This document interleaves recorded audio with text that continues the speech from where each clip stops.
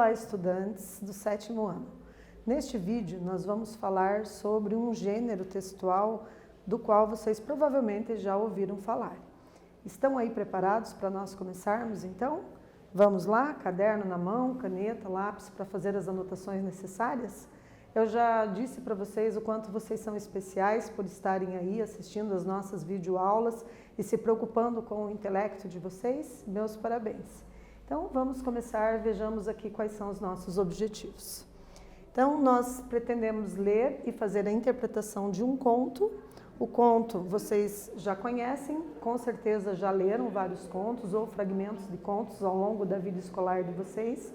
E nesse vídeo nós vamos aprofundar um pouquinho, conhecendo alguns dos elementos composicionais, das características que constituem o conto enquanto gênero literário. Vamos também aprender a inferir, ou seja, tentar adivinhar o sentido de uma palavra ou de uma expressão. Vamos começar com uma questão problematizadora, né? Vamos falar sobre os animaizinhos de estimação, né? Que eles podem ser considerados excelentes companheiros, né? Vocês já devem ter estudado, por exemplo, na língua inglesa, os pronomes pessoais, eu, tu, ele, eu, você, ele, ela, né? Que é I, you, e aí você tem he, she e it no inglês. E em algum momento, talvez alguém já comentou com vocês que o it é aquele pronome neutro, que significa ele ou ela, para se referir a objetos, fenômenos da natureza e animais e coisas em geral. Para se referir a pessoa do sexo masculino, do gênero masculino, a gente utiliza o he, e do gênero feminino, o she. Porém, quando se refere a animaizinhos de estimação, dado o nível de afetividade que as pessoas em geral têm por esses bichinhos, é possível que vocês vejam aí nos textos de inglês he e she para se referir ao gato ou ao cachorro, enfim, a algum animalzinho de estimação. E aí, vocês têm animais de estimação? Né? Ou vocês gostariam de ter um animalzinho de estimação? Então, já pensaram nisso? Então, algumas questões assim, só para a gente aquecer sobre a nossa aula de hoje, sobre o assunto que vamos falar, né? Provocar aí um questionamento que mobilize vocês para pensar o assunto. E aí vamos então ao nosso conto, né? Então é um conto escolhido aí da Clarice Lispector, que é uma escritora famosa da nossa literatura brasileira, e o título do conto é Tentação. Então vamos ler aqui comigo, galera? Olha lá. Ela estava com soluço, e como se não bastasse a claridade das 2 horas, ela era ruiva.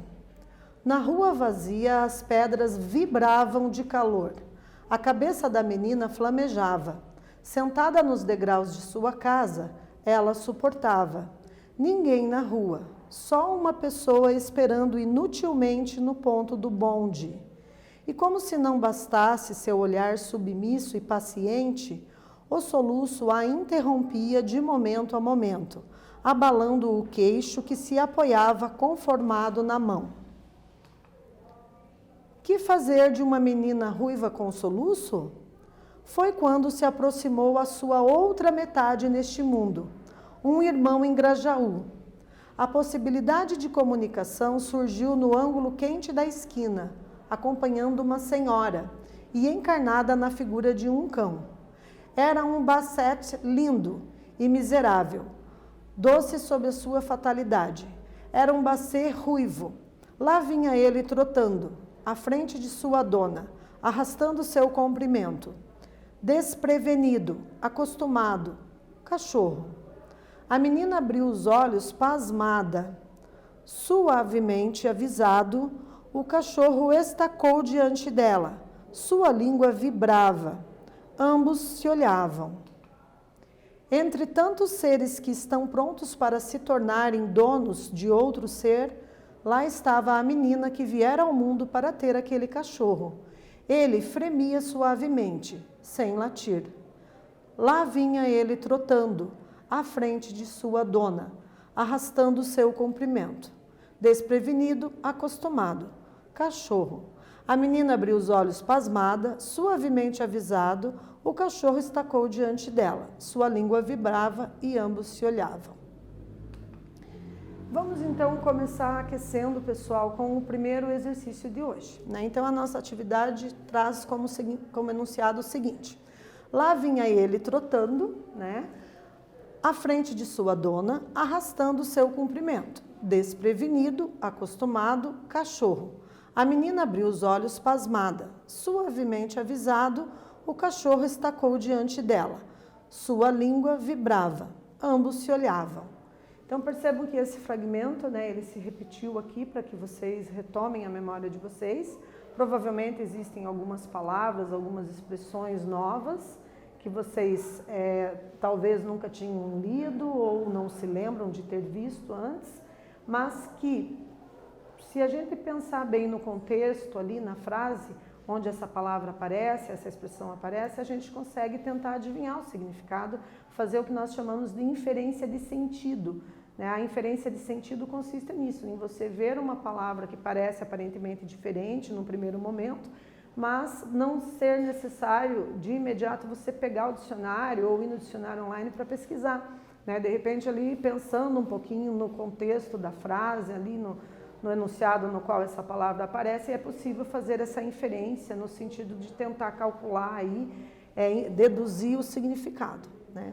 Então, uma das características desse conto é transpor os acontecimentos e o cenário, aproximando-se do imaginário do leitor. Que fato do conto o trecho descreve? E aí, agora é com vocês, né? Um tempinho para vocês treinarem a habilidade escrita de vocês, tentando dar conta de responder a essa questão.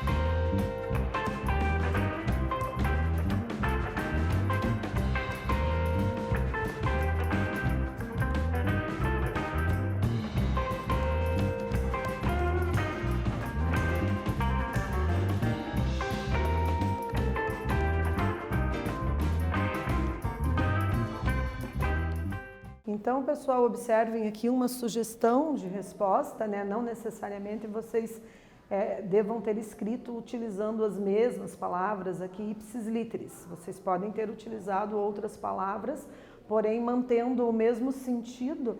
A nossa sugestão de resposta é essa, né? O trecho descreve o momento do encontro entre a menina e o cachorro, certo? Então, se vocês escreveram algo similar, acertaram. Continuando, ela olhava-o sob os cabelos, fascinada, séria. Os pelos de ambos eram curtos, vermelhos. Que foi que se disseram? Não se sabe. Sabe-se apenas que se comunicaram rapidamente, pois não havia tempo. Sabe-se também que, sem falar, eles se pediam. Pediam-se com urgência, com encabulamento, surpreendidos. Mas ambos eram comprometidos. Ela com sua infância impossível, o centro da inocência que só se abriria quando ela fosse uma mulher. Ele com sua natureza aprisionada. Então, nós temos aqui, né, um dos contos da Clarice Lispector, né, aqui tem a referência, o site de onde está disponível, onde vocês podem pesquisar, né, o site de onde foi tirado esse conto. Vocês também podem fazer o download do conto na íntegra gratuitamente. Percebam que ali na primeira frase, ela olhava-o sob os cabelos, fascinada, séria, ponto. Na sequência nós temos parênteses e reticências dentro do parênteses. Isso significa que um fragmento do conto foi omitido, né? Foi extraído, foi tirado dali um trecho desse conto. Então ele não está aqui na íntegra para a gente ler. Então isso quer dizer que para vocês conhecerem a história na íntegra, na totalidade, vocês precisam de pesquisar aí uma referência, né, em algum site ou até mesmo nesse que está sugerido aqui, para vocês conseguirem fazer essa leitura. E vamos para a nossa segunda atividade. Os pelos de ambos eram curtos, vermelhos, mas ambos eram comprometidos. Qual o sentido produzido pela expressão ambos? E agora, vocês já viram, já leram em algum momento essa palavra, ambos? Então, um tempo para vocês pensarem aí e tentar responder a essa questão.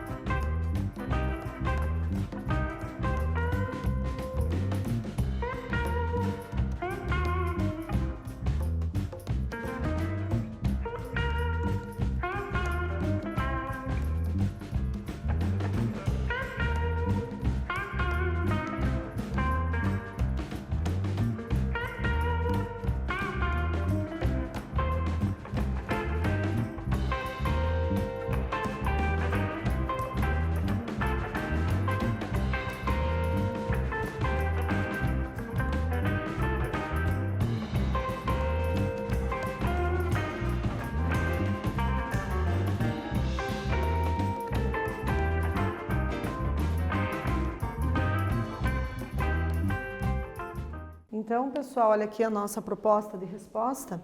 Então, ambos, a palavra ambos ela traz um significado numérico, referindo-se à menina e ao cachorro, ou seja, aos dois, né? Então, via de regra, quando vocês virem essa palavra, ela se refere a personagens, né, ou outras coisas que foram mencionadas anteriormente no texto, né? Pode também acontecer em alguns casos que ela faça uma referência que a gente chama de catafórica, né? Ou seja, anuncia algo que ainda vai ser dito no texto, mas geralmente ambos se refere a duas pessoas, ou dois fenômenos, ou dois objetos, enfim, né? Ela tem esse tom semântico mais num viés numérico, assim, ok? Continuando então a leitura, pessoal, venham aqui comigo, olhem lá.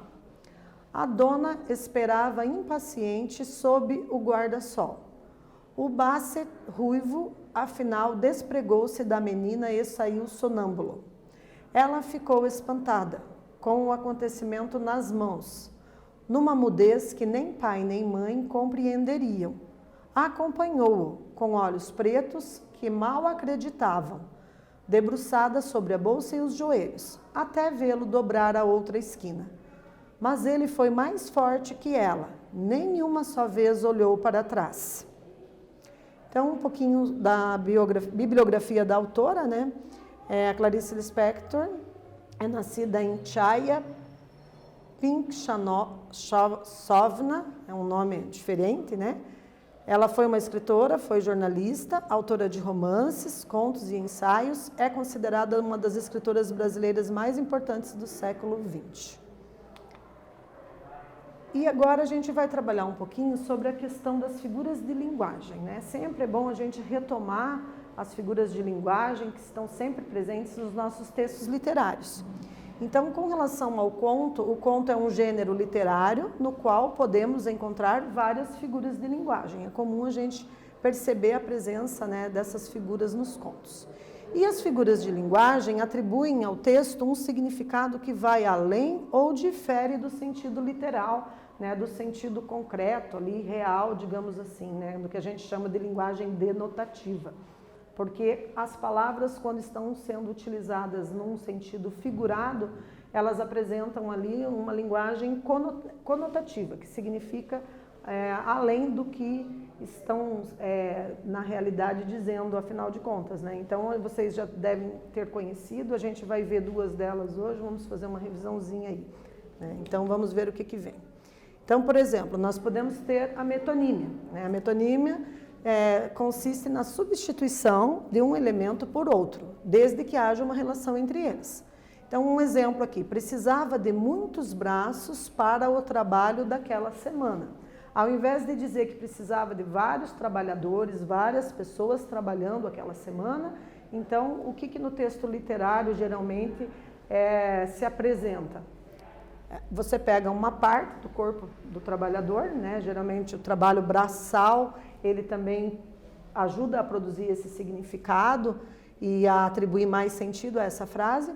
E aí você, a partir dessa parte, pelo todo, você constrói uma metonímia, que é uma das figuras de linguagem que nós temos aí, né? Então, precisava de muitos braços, ao invés de precisava de muitos trabalhadores para o trabalho daquela semana.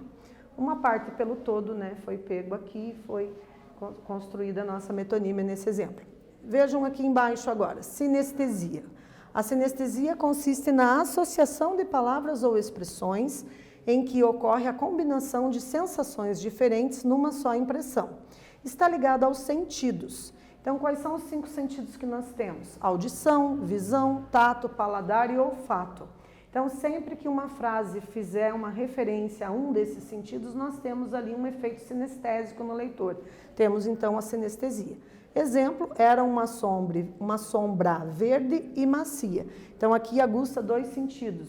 A visão, né, ao pensar numa sombra verde, a partir do momento que amplia o leque de imaginação, você tem aí o campo da visão. E macia se refere ao tato, né, a textura dos objetos, nesse caso de uma sombra, certo? Então, temos aqui a sinestesia.